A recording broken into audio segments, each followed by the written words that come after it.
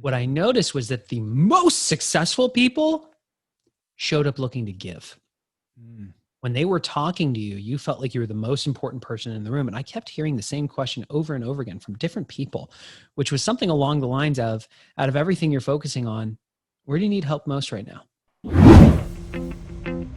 Well, hey, what's up, everyone? Welcome to the Rock Your Brand podcast. I'm your host, Scott Boker, a serial entrepreneur on a mission to help you. This show is designed to teach you, to inspire you, to motivate you to take massive action and build a future-proof business. So, whether you're just starting out or taking your existing business to the next level, this is your home. Now, if you're ready, I'm ready. Let's rock your brand. What's up, guys? Welcome back to another episode of the Rock Your Brand podcast. This is episode 897, and today I am fired up because I've got an amazing guest that has an amazing story and also did a little bit of a therapy session on me. Seriously, you're going to hear this happen live as we are on this call. Now, his name is Geoff Woods, and he's part of The One Thing. And if you are not familiar with The One Thing, well, it's a very well-known book out there, which you all should read. And one of the co-authors is Gary Keller, who's also a well-known name in the real estate industry. And that's kind of where he got his start. But this one thing, this book, was just a book until about 5, maybe 6 years ago. Geoff Woods was at a conference and everything changed for him and for The One Thing. So again, I'm going to encourage you to listen to this episode. This is not where I thought it was going to go. I'm so glad it did. But you're going to hear Geoff actually do a little bit of help here, a little bit of therapy on me as we talk about The One Thing for me at the time of this recording. And I think you're going to get a lot from it because this exercise you can do for yourself. But this is just a crazy story that, again, just goes back to what I've talked about in my book, The Take Action Effect, is that you never know when that one thing that you do, you make a decision and it changes everything. So like I said, I'm super excited for you to listen to this episode. So I'm going to stop talking so you can listen to this episode and get ready to go deep into The One Thing. All right, Geoff, welcome to the podcast, man. Thank you so much for coming on. This is going to be a lot of fun. How you doing, man? I'm doing delightful, Scott. Yeah, no, this is going to be fun, man. You and I were talking a little bit before we hit the record button, but you know, I'm a big believer in simplifying things. Not always easy, like you said, but there's a book out there that kind of talks a little bit about this. And why don't you bring up that book that we're going to be talking about that, but really about like how, there it is. Well, if you're watching this, you're going to see it. The One Thing. That's right. So The One Thing is the surprisingly simple truth behind extraordinary results. And there's a few words there that matter. I said simple truth, and they're the simple truth behind extraordinary results. So these are timeless principles that have been proven to unleash just massive growth in every area of life. It was written by Gary Keller and Jay Papasan. And for those of you who know Keller Williams, the real estate company, that's Gary Keller. So it's the largest real estate company in the world. These are the principles he used to scale it to 200,000 plus people. And my introduction to the book was prior to co-founding this company with the two of them, I was in medical device sales, which was, that was fun. I mean, I was in Southern California. I wore scrubs every day, ran through hospitals, sold a device that saved lives, tried to get my wife to call me McDreamy, all the good things. But Scott, I think I was where a lot of people who listen to this have been, which is you're waking up feeling happy and yet you're not fulfilled. Life was good, but I remember just so viscerally feeling like I was meant for more. Couldn't see what that was or how I would get there. And two things in my life happened that changed my perspective and forced me to start taking action. First was a colleague of mine had a stroke. And at the time he was 35. Wow. My wife and I had just bought a house in Orange County, had our first child, and my wife decided to become a stay-at-home mom. Wow. Scott, I was standing in the kitchen one night asking the question, if what happened to my colleague had happened to me, Mm-hmm. What happens to my family? It's a big one. That's very unsettling. Yeah. The next week, my company needed to make a change to our commission structure to remain competitive in the marketplace. The result was I lost 40% of my income. Oh. So Okay. you put those two things back to back, and it forced me to start asking different questions. And I had heard that Jim Rohn quote that you're the average of the 5 people you spend the most time with. You ever heard that one? Oh, heard it. Yeah. Numerous times. I live by it, by the way. Do you? Okay. So I would say you're one of the few, because most people hear the quote, but they don't actually stop and ask, who are my 5? And if they ask it, they don't actually search for the answer to the point that they could write the names down. I wrote the names down. Oh, okay. Yeah. I looked at the list and was overwhelmed with gratitude. These are amazing people. I always want them to be my friends. But that was the aha moment. I had 5 amazing friends. What I was missing was 5 amazing mentors. There's a difference. Oh, huge difference. You know, friends play a role. A mentor plays a different role. They're where you want to be, and they can guide you on how to get there. And that set me on a journey to surround myself with mentors. You fast forward, it's our national sales meeting. And when I walked into the ballroom, this exact book, actually, like, this is the book. Really? That was sitting on my chair. Yeah. And I remember looking and going, oh, that's interesting. And then Jay, who co-authored the book with Gary, walked out on stage. And for the next hour, he blew my mind. The whole time he was talking, Scott, I remember thinking, what do I say to him to make him interested in me? What could I give him to make it worth his time to invest in me? And when he came off stage, I cornered him. And what I didn't realize was that the one thing had already become one of the highest rated business books of all time. And that created a problem, because Gary Keller's one thing, chairman and CEO of Keller Williams. Jay's one thing, writing books with Gary. They were looking for somebody whose one thing was the one thing. And that became my opportunity. So I quit my medical device job, moved my family from Southern California to Austin, Texas. And for the last 5 years, we have built a business that changes the way people view time. Okay. So let's pause there. We got to unpack a little bit. Okay. Cause that sounded really smooth, man. That sounded smooth as ever. Like, it's like you go there, the book's on the chair. I'm seeing you're like, I'm going to go make myself seen. I'm going to go, like, I'm going to make sure that they know who I am. And I don't know how I'm going to help, but I'm going to do something. You go up there. How does it happen to where you do get noticed? You do get to pitch your idea, which I don't even know if you had the idea. How does it happen that you're like, all right, now I'm going to help you build this thing into something greater? The smart people ask that question. Yeah. So here's what happened. My goal at that time was to upgrade my 5.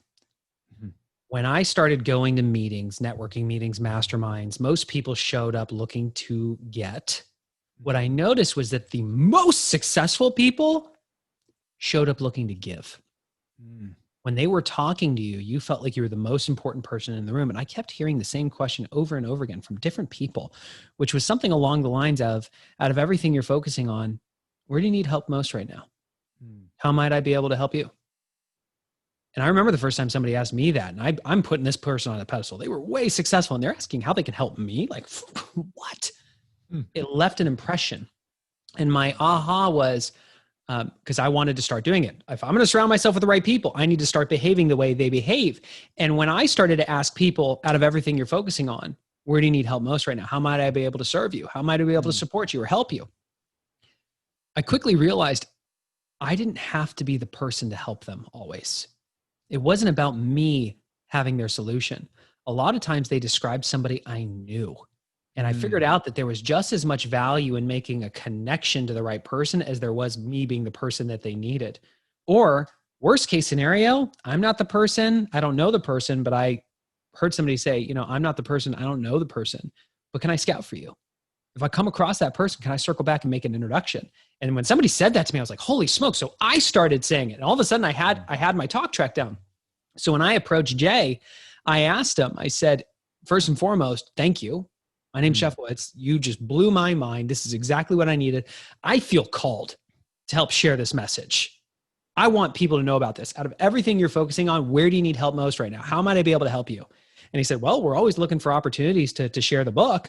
And I said, well, I started this podcast called The Mentee. It does pretty well. I would love to feature you. He said, awesome. And I'm like, cha-ching. So I did the interview with Jay. And at the end of the interview, I asked him, out of everything you're focusing on right now, where do you need help most? How might I be able to help? And he said, man, we're still looking for more exposure. I said, you know what? I have relationships with a lot of podcasters. Can I make introductions so I can get you on their shows? He's like, oh my gosh, that'd be amazing. So I made the introductions. So that's 2 times now I've asked how I can help. I circled back a month later. How'd the interviews go? What are you focusing on? How can I help? We're looking for more exposure. He had no idea I was writing for entrepreneur.com at the time. I didn't even say a thing. I just wrote an article and blasted it. And I saw him sharing all my posts. And so I commented, what are you focusing on? How can I help? So let's pause here real quick. Yeah. How many times did I offer to bring value without asking for a single thing in return? Yeah. I mean, that was the fourth time. Yeah. That 4th time I asked, the answer changed. He said, we're looking for a CEO for a publishing company. And at the time, Scott, I legitimately thought of 3 people that were in the publishing space. I was like, oh my gosh, these are great guys. I said, I know some people, but I'm not clear on what you're looking for. Let's line up a call so I can learn the job description and I'll make the appropriate introductions. And when we got on the phone, Scott, he really surprised me because he did not describe the people that I was thinking of. He described me. Oh, the rest is history. Wow. So why didn't you think that you were the role they were looking for? I was a medical device sales rep. I'm not a publishing CEO. Well, that's kind of the question I was going to ask you too, is like, so what do you know about like that end of it? Nothing. Right? But they were looking for somebody who had a strong sales background, who had a strong finance background, who knew specifically how to turn content into dollars. That was the thing they were looking for. I have a strong sales background. I got some of the best sales training in the world with Xerox. Then I was President's Club winner in medical device sales. Check. Strong finance background. I majored in accounting. I was an accounting TA. That was almost my profession. Check. Knew how to turn content into dollars. I turned the Mentee into a $100,000 business in 10 months on the side. Check, check, check. That's great. You know, so what I'm hearing, and I think people listening should hear, is, well, number one, surround yourself with, those people, right? Like try to get 5, but again, like not just friends and family. It's the, mentors or people that can mentor you or that you could learn from, right? It's like people that are a little bit further along than you in the journey and that are willing to help. And that could take some time, finding those right people. So I'm hearing that. Then I'm hearing deliver value without asking for anything. I've lived by that. I mean, my background on the podcast was I did 50 episodes before I made a dime, right? Like I was just delivering value and just kept delivering value. And I knew that the opportunity would appear when I knew what it was going to be, after I knew what my market needed and wanted, and then I would deliver. But a lot of people, they start it with just the idea of how do I turn this into money right away, versus how do I deliver value? And that could mean to a customer, or it could be to someone that you want to do business with. It is a partner. So that's what I'm hearing. And I love hearing that because I'm a huge believer in that. It's like give, and what's the saying? Like dig the well now before you're thirsty, right? It's like you and I have this conversation. You don't want anything from me. I don't want anything from you. We're just kind of jamming here. And who knows, 9 years from now, we could cross paths, or, hey, there's this thing, or someone, or you just never know. Well, we fundamentally understand the principle of this, Scott, because if you have a bank account, you get it. If you ever want to earn the right to show up to the ATM and make a withdrawal, what do you have to do first? Yeah, you have to deposit. You have to make a deposit. And what happens if you take too many withdrawals? Well, you're going to run out. The money stops coming out, right? It's the same thing with relationship capital. Absolutely. Which is, are you making enough deposits so you have a positive balance? So in the moments when you have an ask, in the moments when you need support, you can actually take the withdrawal. Yeah. It's depositing the goodwill in the bank, right? It's like deposit that, and you'll get rewarded. That's right. So let me ask you this. This is just a side note. So let's talk about that podcast that did 100K. Yeah. I'm kind of curious on that little side project. tell me how that, now, was that happening when you were selling medical devices? Was Yeah. that on the side? Okay. So Yeah. walk me through that. Where did that idea come from? Then we'll go back to the one thing. I started focusing on upgrading my 5. Okay. I was very intentional on going to networking meetings, attending masterminds, paying to attend masterminds. I wanted to get in the room. And I remember it was the night before a conference. I was sitting by the pool, having some cocktails with a bunch of guys who were attending the conference as well. And we were getting to know each other. And I was telling them my story and told them how I started surrounding myself with these really interesting mentors. And they started asking, who are some of these people? Give me a sense of who they are. And when I started walking them through who these people were, they were like, holy smokes. How did you surround yourself with these people? Like, one guy was Tony Robbins, executive vice president of sales. He helped build Tony's company. He was the first guy Tony ever let go on stage. He became a mentor. You ever seen the movie Jerry Maguire? Oh yeah. Yeah, that's a real sports agency in real life. The guy who was the CEO of that sports agency became a mentor of mine. So like, I had gotten in with a really interesting group of people. And somebody looked at me and said, dude, you should start a podcast. And I went, what? And they said, you should just record the conversations you're already having and share them with the world. Most people don't get to have those. I went, holy smokes. And the mentee was born. I was the mentee, documenting my journey from employee to entrepreneur. Little did I know that by pressing record, I would legitimately document me going from an employee to an entrepreneur in 10 months. Oh, that's crazy. And so what was your first way of monetizing that? I did one thing, the same thing that got me in relationship with mentors. I said on the podcast, I genuinely want to help you. If you have questions about how to put this into practice, here, go to this URL. And I gave a URL that redirected to my scheduler. I was using Calendly. And I would legitimately get on the phone with listeners to understand where they were struggling and how I might be able to help. After enough calls, Scott, I heard the same question over and over and over again. How do I find my first mentor?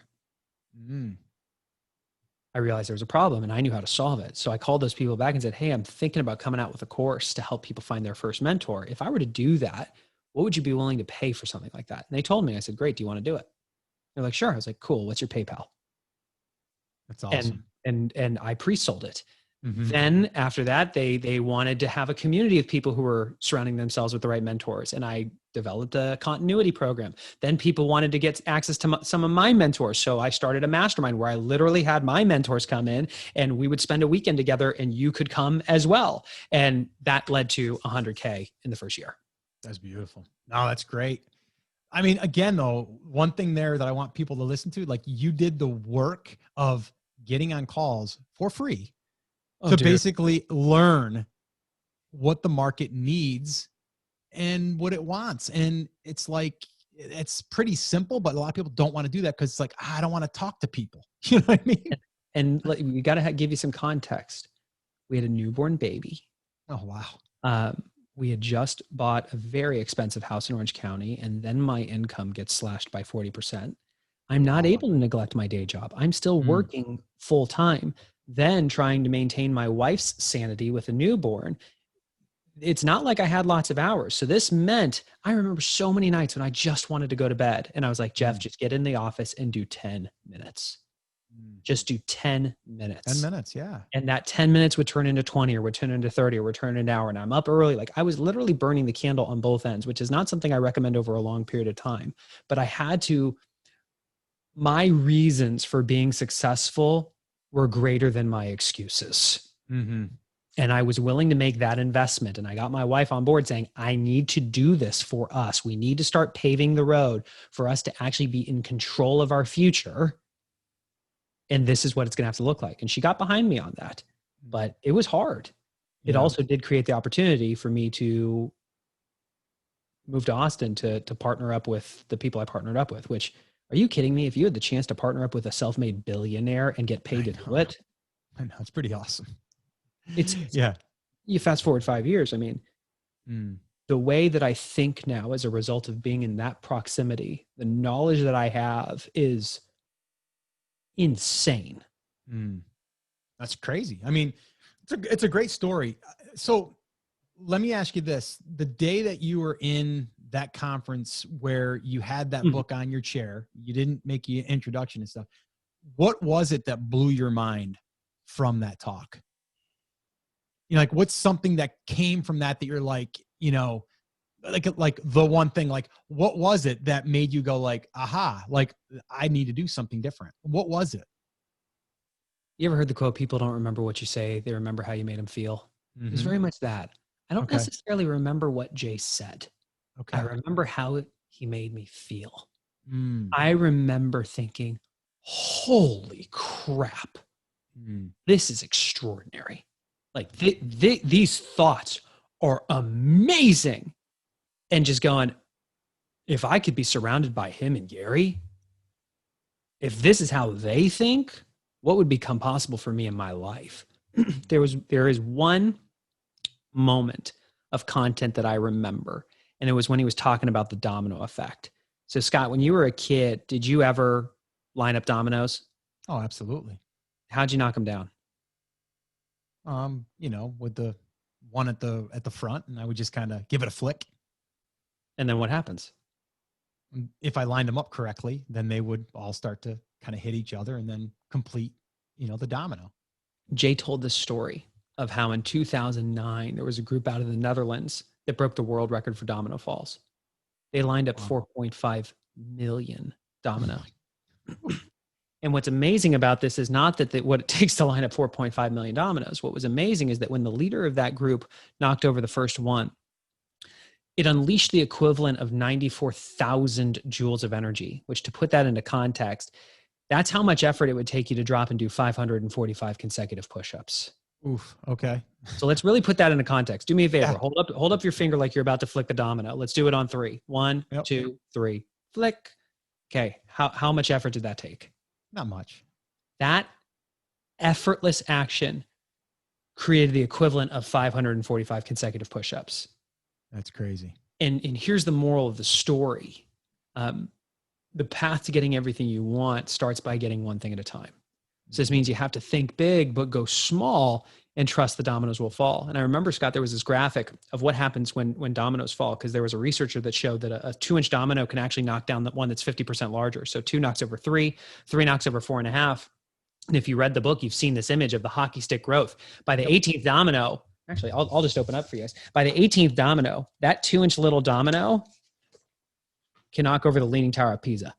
Oh yeah, there you go. By the 23rd domino, it knocks over the Eiffel Tower. 31 dominoes in, you are 3,000 feet above Mount Everest. And by the 57th domino, you could build a structure that would reach from the Earth to the moon. So think about that. Literally 57 dominoes, you could almost reach the moon.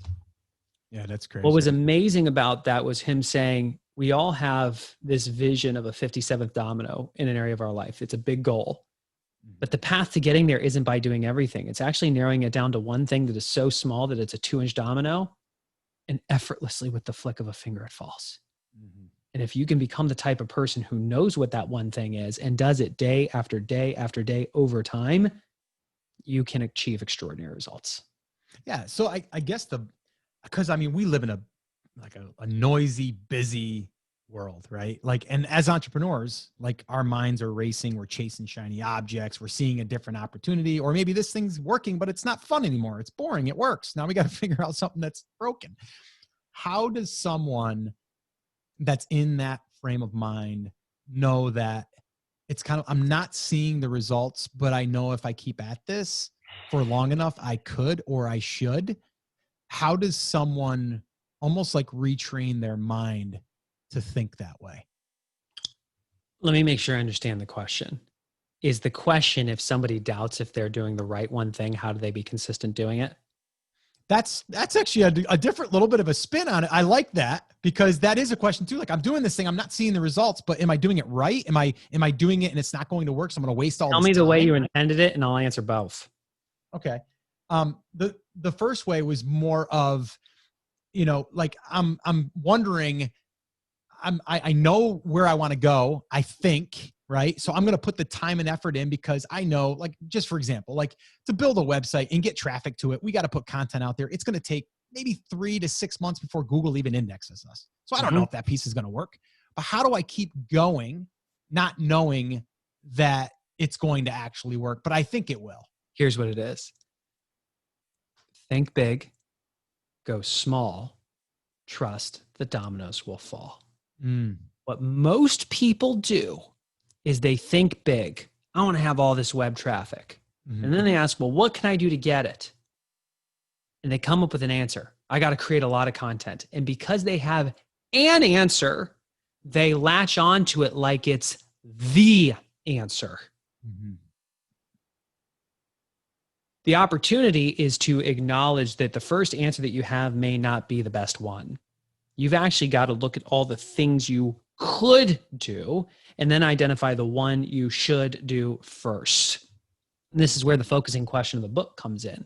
And I'll share it with all of you. I'm going to warn you. It is a simple question. Do not let its simplicity undermine its significance. That would be a mistake. So here it is. What's the one thing I can do such that by doing it, everything else would be easier or unnecessary? So let's break it down so you really understand, because there's a lot of words in there. It's what's the one thing, not two things, not three things. You get to pick one. That's it. One. What's the one thing I can do? That's important. Can, not should, not would, not feel guilty if I don't. You can do it. It's a 2-inch domino. It's so small. You're like, I got that. It's one thing you can do such that by doing it, because the dominoes are lined up correctly, everything else would be easier or unnecessary. So Scott, can we just flip this on you? Sure. Let's give me a real goal that you have that's big, that you have no freaking clue. Like you're just like, I don't know how we're going to get there. Oh, there's a lot. If we're talking like business wise, so let's do this. Of all the goals, yeah, what's the one that's most important to you, personally or professionally? Okay. I would probably say is to streamline my current business and really have it where it's running, where I'm not thinking daily as far as what is my next move or marketing move. So two things I'm always looking for is clarity and alignment. So one, are people really clear on what the heck they want? You'll find most often people are not. We need to help them. And then alignment is, are they really clear on how they line up what they do with the end result that they want, the activities? So from a high level, I'm hearing you say, how do I create a business, a real true business that doesn't require me to be in it, where I get to work on it? Is that accurate? It is somewhat. I still, like, for example, last year I had a really crazy year. It was a great year. Wrote a book, did my first live event with 250 people. Like, it was just awesome, right? Like, it was a great year. It was very stressful. Did a high level mastermind, like all of these things. And then found out it was too much. I actually got the shingles twice. So too stressed, and I'm like, I started my business years ago as a photographer to free up my time so I could spend with my kids, raise them, baseball, all that stuff. And then you get to a certain level and you're like, I made it. And then you're like, but it's not what I thought it was. And then you're like, oh, wait a minute now. All I want to do now is I want to just serve the people that I want to serve. And I want to do it in a way that lights me up, makes me feel excited, but I'm not trying to do everything. I'm just trying to do that one thing, which is bring people into our community, but have mechanisms that are bringing them in without me having to keep feeding them every. Understood. So there's 20% questions I'm going to keep asking that'll generate 80% of our clarity. Okay. If you give me an answer that's a result, I'm going to ask you what's one thing you can do to accomplish that. If you give me an answer that's a little vague, I'm going to ask you, how will you know if you're successful? So let me ask you this. What you just described in terms of they come into our community, it's streamlined, we serve them at a really high level, like that's our one thing. Fast forward to the end of next year, how will you know if you're successful? Yeah, basically we'll have 3 or 4 basically like workshops that basically lead people into our community. And those are going to serve people at a micro level that will help them get a result. So then they'll also be ready to join in the community. So I would say have like 4 of these automated, in a sense, where they're educating, training, but then qualifying and bringing them in. So here's the beauty of doing this and recording this is you're going to get to listen back to this. I know. I can't wait. And everybody who's listening to this I'm going to ask you, how clear is he? Scale of 1 to 10. Not there yet. No, and there's no judgment in that. That's what I'm here to help. Scott, do me a favor. Close your eyes. Oh boy. Okay. Oh, I feel like I'm in counseling. Dude, you just wait. Okay. Take a deep breath. Fast forward to the end of next year. How will you know if you're successful? I will be able to basically have everything that I need to get done in my day-to-day business by noon, 12 o'clock. And at the end of that, I will have already served all of the responsibilities. People have been served in my community, but I'll also feel as though I can turn it off and know that everything is still running in the background. So what I heard you say, go ahead and open your eyes. Good job. Can I open them now? Oh, good. Yeah. What I'm hearing you say is you'd actually have clarity on what your 20% priorities are and they'd be done by lunch. Yeah. Cool. So let's pause. Notice what happened. Like the first question time I asked, it's kind of all over, and I ask again, kind of all over. All we needed to do is just change his pattern, just break his state up, which is why I had you close your eyes and take a deep breath, because I knew that would immediately calm you and calm your mind. And it would also make it easier for you to really search for the answer versus feel like you should have it already. That's important. That's true. That did help a lot, actually. Yeah. Okay. So cool. Now let's go smaller. What's one thing you can do to make sure you get the things that matter most done by noon? Well, I think it's building those systems, right? Building those systems. And actually one of them is being built as we record this. I'm actually doing one of these type workshops where it's going to be an educational piece that's going to lead people in, but also self-qualify. So it's one's being built as we speak. So I'm actually in that process. So let me ask you the next question. What's one thing you can do to make sure you build the right systems? It's the one thing that I can do to make sure that I build the right systems. I think what you're asking is like, how do I know that that's the right system? I'm just helping you get smaller. Yeah. I will know that I think with what you're asking is I will know that it's the one thing that will confirm that by doing that one, then I can replicate to do the second, the third, and the fourth. I'm not building those other three right now. I'm building the one. I'm learning, how that all feels, but then also, can it be automated? Okay. So what's one thing you can do to figure out what the one is?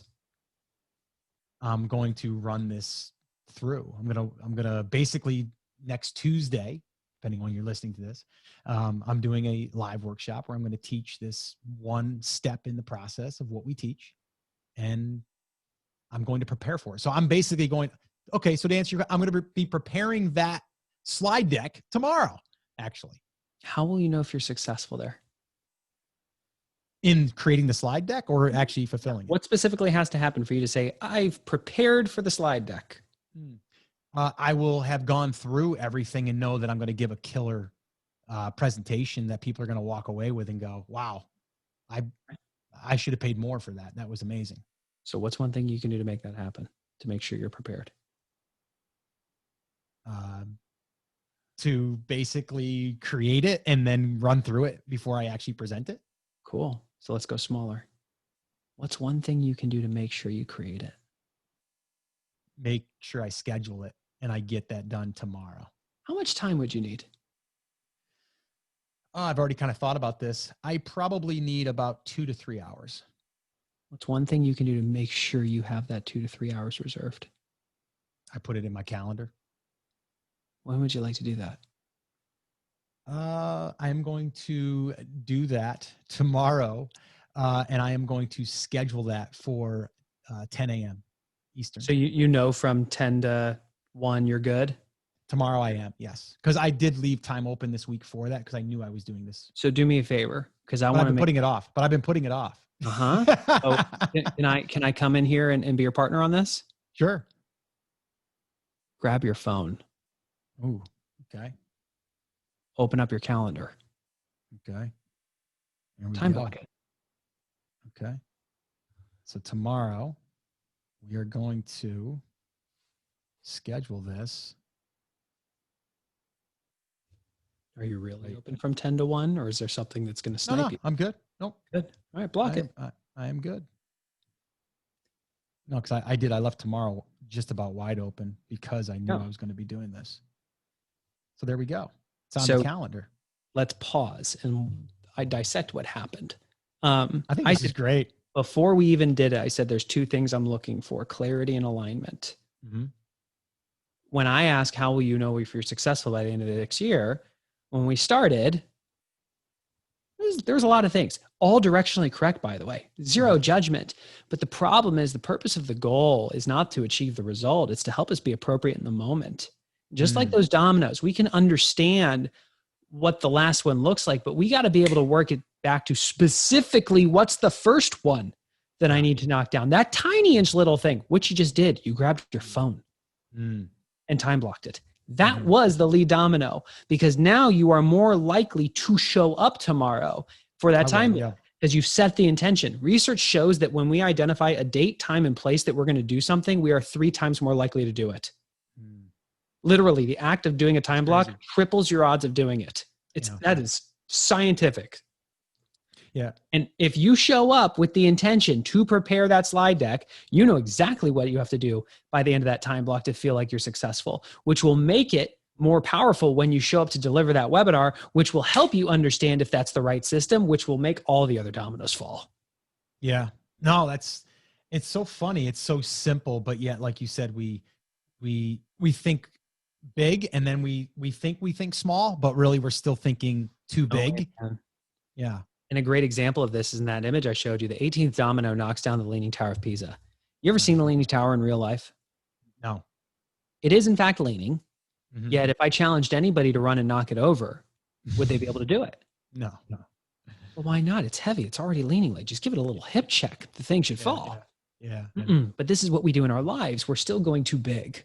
And day after day after day, we're ramming our head against the wall and wondering why it's not falling. And it's because we're actually not going small enough. It's like somebody who wants to transform their health says, I'm just going to wake up earlier. Still too big. Because if it was small enough, your track record would show you getting up. Right? We got to go small and trust that if you do these things, it will fall. The other thing I want to point out, Scott, is that you did something most people don't do. When you were asked the big question, you searched for the answer. Most people within a matter of seconds hit this wall called, I don't know. And they give up the search and then they go search for stimulus like checking email. Legitimately, that's what they do. They get asked the big question, they don't know, so they open their inbox and let somebody else tell them what they should be doing in that moment. And that's why most people spend their time and don't invest it. Yeah. I mean, dude, man, this was a great exercise. I mean, I'm so glad that we did it. It was a little uncomfortable doing it here, like technically not live, but we're recorded here, right? But it's going to be cool. You got no net. Back. Yeah. But the whole thing that I like with this though, is no matter where you are, like people would look at where I'm at and be like, Scott's got it all figured out. Like it's all perfect. It's not. And I've hung around with some really successful people, different levels, and they're all searching for like simpler and what is the next thing I'm supposed to be working on? Is this right? Like, so I just want people to understand. I wanted to do that exercise too, because I want people to know, like, I'm transparent. I'm an open book. It's like, guess what? Like we all are going to run into these things. No, as you're growing, you're learning and you're expanding and you're doing all of these things, new opportunities are going to rise. New issues, new struggles are going to arise. These are tools like you just gave me though. And that I knew, but kind of running through it, it actually allowed me to go, okay, now if I need to do that again, I'll just go back and I'll just listen to those questions to help me. And there's something that's worth pointing out because we didn't hit it and we need to. We reverse engineered. Didn't ask you, what do you need to do right now to make everything possible for next year? Because it's too wide of a scope. versus fast forwarding and imagining where you want to be and getting really clear on how will we know if we're successful. I mean, this is the biggest mistake people make goal setting. They set their goals looking forward. They imagine, what do I want to do this year? And they pick something that seems right, but it's actually a deviation from where they really need to go. And over time, just like if an airplane gets 10 degrees off course and doesn't correct, you end up in a massively different destination. It's the same thing with our goals. And this is something that we teach every year. We facilitate a couples goal setting retreat, as well as one for individuals and teams. This year, we're doing it virtually. But we literally have these people sit down and we don't say, what are your goals for the next year? We facilitate an experience where they actually go out like 20 years and really have to search for, how will I know if I'm successful in my life, personally and professionally, 20 plus years from now? Dude, that takes some searching. But once they have that direction, we ask them, okay, where do you need to be 5 years from now to feel like you're on track? Again, that requires searching. But once they have that, we then go, okay, what do you have to do this year to know that you're on track for your 5? All of a sudden, all the things they could do goes really narrow. These are the things I need to focus on for the next year. And then we help them go even smaller. Where do you have to be by the end of this month to be on track? Where do you have to be by the end of this week to be on track? Open up your calendar. These are the 2 to 3 things you got to do this week to know that you are in alignment with that vision that you have for your life. It's how people get clear on what they need to say yes to each week, which makes it a lot easier to say no to all the other things. And they do it with the people that matter to them. Because otherwise they're never on the same page. Yeah. No, dude, man, this was great. I did want to ask you, as far as, okay, the company now, like you've built this company. Oh yeah, like, there's a company. There's a company there, right? Like, so tell me about the company. Like, tell me about like, what did it start with and what it's grown to? We're in the business of time. It's our most valuable resource. The problem is most people spend it. They don't invest it. Everything we do helps people better invest their time so they can achieve extraordinary results. Now, how we got there, the company started out as an online training company. We started creating online master courses to help people live the one thing. It then shifted into, we did not want to be in the business of having to wake up and sell every month. So we shifted to continuity. We'd rather have the forever customer versus the customer this month.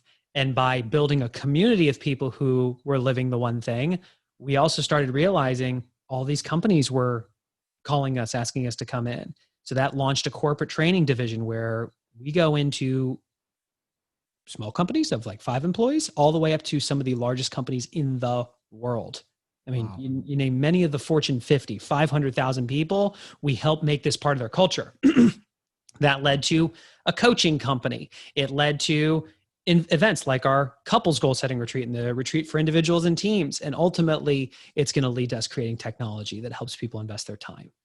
But if I had to really simplify it, we create content that engages people and builds authority and trust. So content reach is number 1.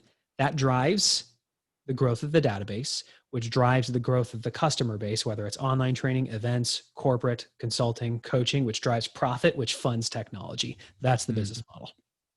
Got it. Well, that's awesome. And so what's going on with your side project? The mentee? Yeah. Oh, I sold that. Oh, okay.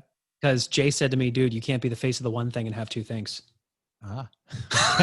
That's a good point. Good point. So I shut the business down. And I remember on the last podcast, I said, this will be the last episode, maybe, unless somebody comes out of the audience and wants to take it over. And people started calling me, asking if they could buy the business. So I sold the business. If you had told me I could start a podcast and sell a business behind it, crazy. Holy crap. Yeah. Oh, that's awesome. That's great. Well, hey, let me ask you. So how can people get more from you and the one thing? How can people get more? Sure. Go ahead. So first and foremost, you're already listening to a podcast. So I would, whatever app you're using, if you just click the search icon and type in the one thing, the ONETHING, the one thing, you will find the podcast. That's also the name of the book. Our website, instead of it all spelled out, it's with the number 1. So then it's the number 1 thing.com. So the one thing.com. Honestly, I would say for most people who are listening to this, if they had to start somewhere from how do we put this into practice, I would say check out the virtual goal setting retreats that we're doing this year. It's hands down one of the best things we do. And it's super affordable because we're doing it virtually this year. And that's the onething.com/set my goals. And the things that they'll learn in this is first and foremost, how to identify what their core values are. Like the 3 values that really drive their purpose. Because all of a sudden when you have that clarity, holy smokes, everything you do is backed with purpose. Then we actually facilitate them casting that someday vision, setting the 5-year goals, the 1-year goals. We help them understand, what do I need to do this month, this week, and setting up a cadence so they have the relationship with their goals, not just setting the goal. That sounds awesome. That's great. And I love it how it's goal orientated, but then it's broken down into what you need to do. Yes, like you did for me, like what I need to do tomorrow. You know what I mean? Like, it's like you break it down. And I've done a lot of that stuff myself. I actually do, like, every Sunday, I lay out my week. What am I going to do this week? What am I going to do here? But some weeks get a little fuzzy, right? It's like, I know I got to do that, but I'm kind of not looking forward to it, or I'm not sure I want to yet. And you just put it off. But like you said, you put it in your calendar, it gets done, but you got to have the clarity on where you're going. This is what's important about what you just said, Scott. You're a married man. Yep. What's your significant other's name? Lisa. Can you remember back to that, like one of those early dates that went so well and you were just like, oh my gosh, like I really like her. Oh yeah. I remember the first night that I met her and that I didn't think I had a chance. That's what I thought. So let me ask you this. How ridiculous would it have been if the night that you met her and you were like, oh, there's something about her, man, I would love to explore this. How ridiculous would it have been if you said to her, you know what? You seem really special to me. I would love for us to grow a relationship together. So let's do this. Let's get together in a year and see how it's going. No freaking way. I know. That's not what happened. We start dating. We go on dates. In between dates, we communicate. In between communications, we're thinking about them. That's how you have a relationship. And here's why I share this is we fundamentally understand how to have a relationship with another person, but we don't know how to have a relationship with our goals. And the world does not need a new way to set their goals. They need a way to have a relationship with them to the point that every week you can date them and understand, are we on track? Are we off track? If we're off track, what the heck do I need to do this week? What belongs on my calendar so that I know by the end of this week, we are back on track? It's not about the result. It's about the behavior. Yeah, no, that's awesome. Geoff, man, this has been awesome. This has been great. I'm probably going to have to invite you back on at a later date. We'll have to dig a little deeper. I love, maybe I need another therapy session. I don't know. I'll just say yes now. How's that? That sounds amazing. But hey, I just want to thank you so much. This has been super helpful. And I just think it's amazing. Just your story, like forget about like what you're doing and all the lives you're changing. I mean, that's awesome. But just how you arrived there, I think is so amazing. I mean, the book I wrote is called The Take Action Effect, which is all about the moment that you decided to do something, changed your life forever. And there's multiple ones of these. Well, you've got that one that you made a decision that day to say, hey, I'm going to go up there and make myself known. Somehow, some way, I'm compelled to do that. I'm going to do it. And here you are. It's just amazing. And I just want to thank you for sharing that and inspiring others and really stepping up and helping a lot of other people just by being part of the One Thing now. So I want to thank you for coming on, man. It's my pleasure, Scott. Thank you for having me. All right. Well, there you have it. I wasn't kidding, right? Another great episode, great interview, great story. And you just can't make this stuff up, guys. Like this one little, the one thing, this one little moment for Geoff, for him, he's seen the book on the chair. He picks it up. He sees the speaker. And then he's like, this thing really resonated with me. I'm going to try to make myself get in touch with that person or help that person or get involved. And one thing led to another. And here he is, the vice president of the One Thing and all of the great things that they're doing over there. So took the book and turned it into a brand, which is pretty awesome.